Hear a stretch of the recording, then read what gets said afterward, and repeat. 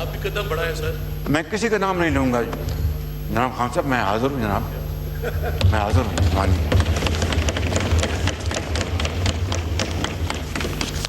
میں تو قدم بڑھا دوں گا, آپ بھی آ جائیں نا, اپنے گھر آ جائیں آپ.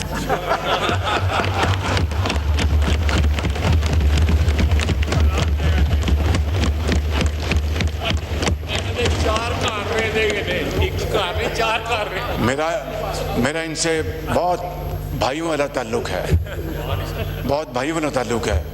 اشاروں میں دیکھتا ہوں, یہ کہتے ہیں کہ میں مجبوری یہاں کھڑا ہوں یا میں یہاں آنا چاہتا ہوں.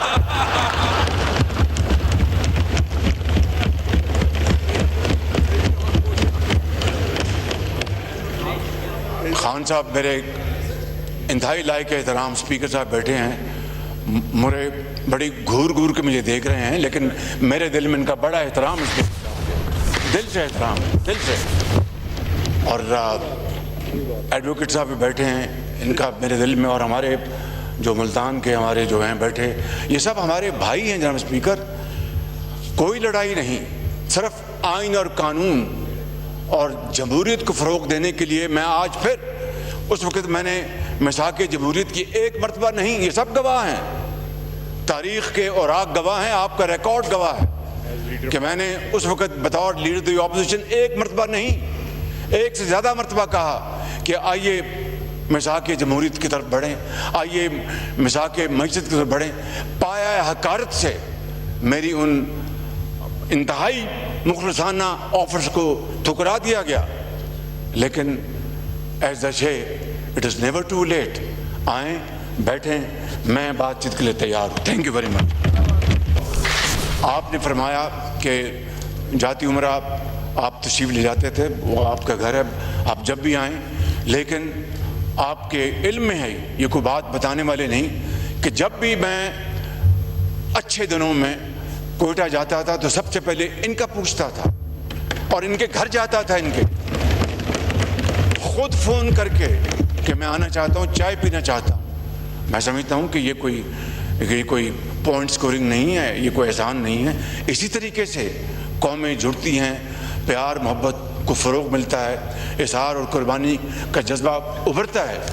جناب اسپیکر, میں سمجھتا ہوں کہ اسی حوالے سے آج ہمیں, میں نے جب مساق, میں کسی کا نام نہیں لوں گا, افراد یہاں پر منتخب ہو کر آئے, اور یہاں پر ہمیں پاکستان کو مضبوط بنانا, پاکستان کی عزت اور احترام کو فروغ دینا, اور باہمی تعلقات کو, اگر کہیں دراڑ ہے, اگر کہیں, دیکھیے سیاست اپنی اپنی, ویژن اپنا اپنا, خیالات اپنے اپنے, لیکن ایک بات کے اوپر یہ معزز ایوان جناب اسپیکر آپ کی لیڈرشپ میں اس بات کی ہر وقت پکار کر گواہی دے گا کہ پاکستان ہے تو ہم سب ہیں, پاکستان ہے تو یہ معزز ایوان ہے. اور اس کے لیے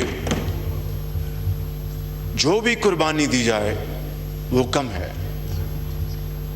جناب اسپیکر, محترم لیڈر دی اپوزیشن نے فرمایا کہ صوبوں کے جو معاشی جو وسائل ہیں یہ ان کا حق ہے, اس میں کوئی دو رائے نہیں ہے, اس میں کوئی اختلاف نہیں.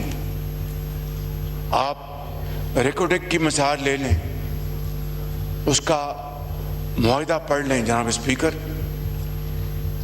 بلوچستان کے زعماء کی بھرپور مشاورت کے ساتھ وہ معاہدہ مارز وجود میں آیا, اور جو بلوچستان کے عوام کی اس میں جو شیئرز ہیں وہ کوئی چھپا ہوا راز نہیں ہے, وہ سب کے سامنے ہے. ریکوڈک کے جو اپنے شیئرز ہیں اور اس کے اوپر بلوچستان کی جو عوام کے شیئرز ہیں, میں سمجھتا ہوں کہ ایک روشن مثال ہے. صرف یہی نہیں,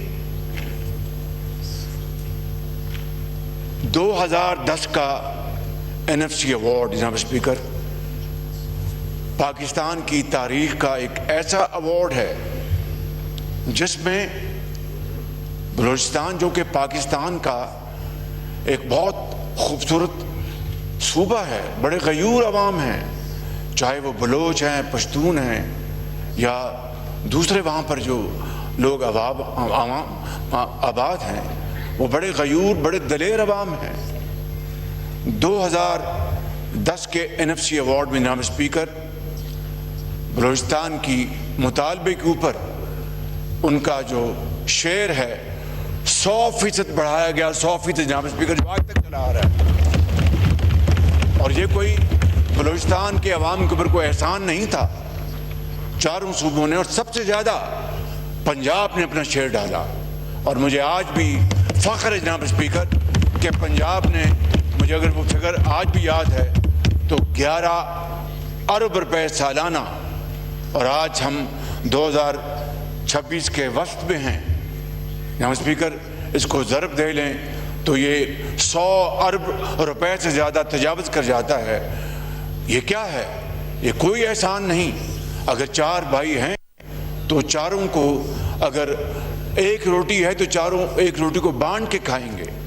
اگر جب اللہ تعالیٰ سب کو ایک ایک 2 روٹیاں دیں گے، وہ سب اس کو مل کر کھائیں گے اور خوشی سے وہ دعا کریں گے اور اس کنبے کو اور آگے بڑھائیں گے۔ جناب اسپیکر، اس میں سندھ نے بھی کنٹریبیوٹ کیا اور سب سے زیادہ اس میں کنٹریبیوشن پنجاب کی ہے۔ بات یہیں پر نہیں، میں صرف یہ کوئی احسان جتانے کے لیے نہیں، صرف یاد دہانی کے لیے کہ جب ایک گھر بھی جب چلتا ہے تو جب تک کہ وہاں پر معاشی اور معاشرتی انصاف نہ کرے تو گھر بھی نہیں چلتا ہے جناب اسپیکر، چاہے جائے کوئی ایک ملک کو چلایا جائے۔ تو میں سمجھتا ہوں کہ اسی طریقے سے ابھی حالیہ 2 سال پرانی بات ہے، اور جناب ہمارے جو لیڈر اپوزیشن کو اچھی طرح علم ہے کہ وہاں پر جو زرعی ہمارے بلوچستان میں ہمارے زرعی بھائی کسان ہیں، ان کو سولر پینل دیے گئے، 75 ارب روپے اس کے اوپر لگے اور 50 وفاق کے خرچے کا اسپیکر۔ یہ ایثار، قربانی، بھائی چارے کی یہ ایک داستان ہے۔ میں یہاں پر اس بات کو آگے ختم کرتا ہوں یہیں پر۔ ابھی جو گوادر سے لے کر چمن تک جناب اچکزائی صاحب کا جو اپنا گھر ہے، وہاں تک وہ جو روڈ بن رہی ہے، ڈول کیریج وے، وہ ہائی وے کے معیار کے مطابق ہے، اس کے اوپر جناب اسپیکر 300 ارب روپے سے زیادہ خرچ کیا جا رہا ہے، سارا وفاق کر رہا ہے جناب اسپیکر۔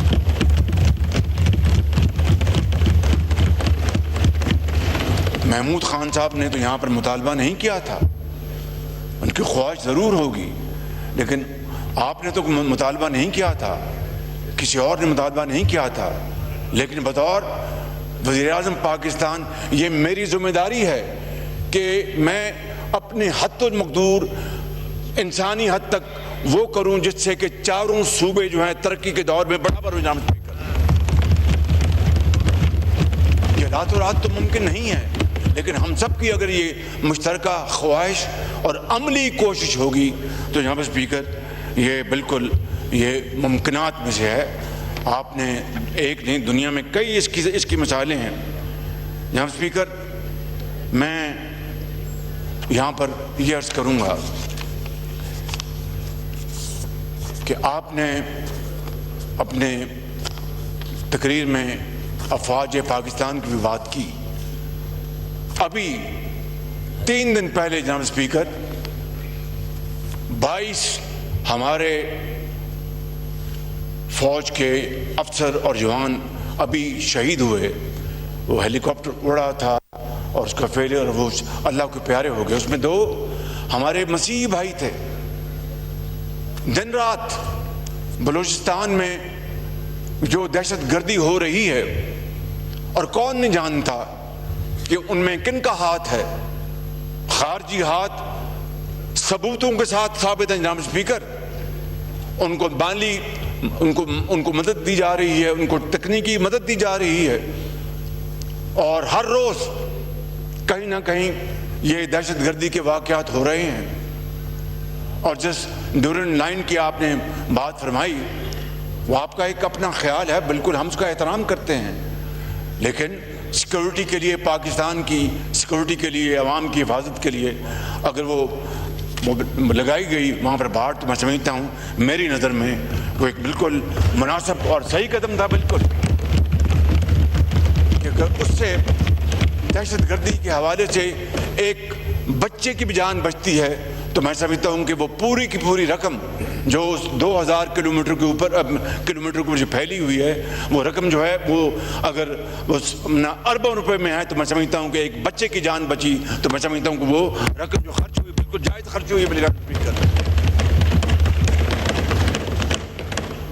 اور کے پی میں جو دہشت گردی دن رات ہو رہی ہے، جہاں اسپیکر، جہاں پر لا انفورسنگ ایجنسیز، پولیس ہے آپ کی سول آرم فورسز ہے، وہاں پر افواج پاکستان دن رات ان دہشت گردوں کا مقابلہ کرتے ہوئے جوان، کڑگل جوان اور سپاہی افسر شہید ہو رہے ہیں۔ جناب اسپیکر، میں آپ کی خدمت میں عرض کروں گا کہ ان شہداء کے بچے، ان کے والد جب اپنے بچوں کو اور اپنے بیوی کو اور اپنے والد اور والدہ کو یہ کہہ کر جاتے ہیں کہ امی میں آج جا رہا ہوں، واپس نہ آئے تو ان بچوں کا خیال رکھنا۔ جناب اسپیکر، وہ افسر اور جوان جو شہید ہوتے ہیں اپنے بچوں کو یتیم کر جاتے ہیں اور قوم کے کروڑوں بچوں کو یتیم سے بچاتے ہیں۔ جناب اسپیکر،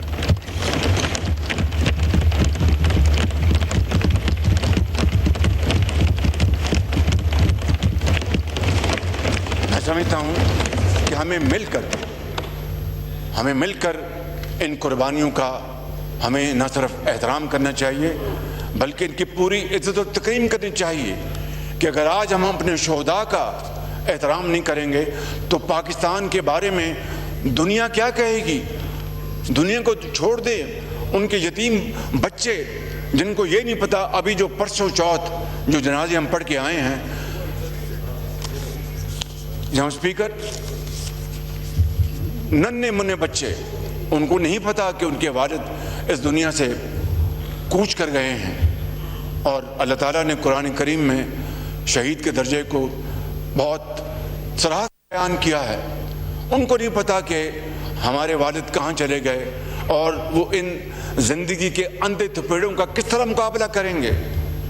یہاں اسپیکر، یہ ہے وہ، میں سمجھتا ہوں کہ درد بھری کہانی جس کا ہمیں پورا ادراک کرنا چاہیے، اور اگر ہم اس میں خدا نہ خواستہ ہم نے غفلت کی تو آنے والی نسلیں ہمیں معاف نہیں کریں گی۔ جناب اسپیکر، میں ختاماً یہ عرض کروں گا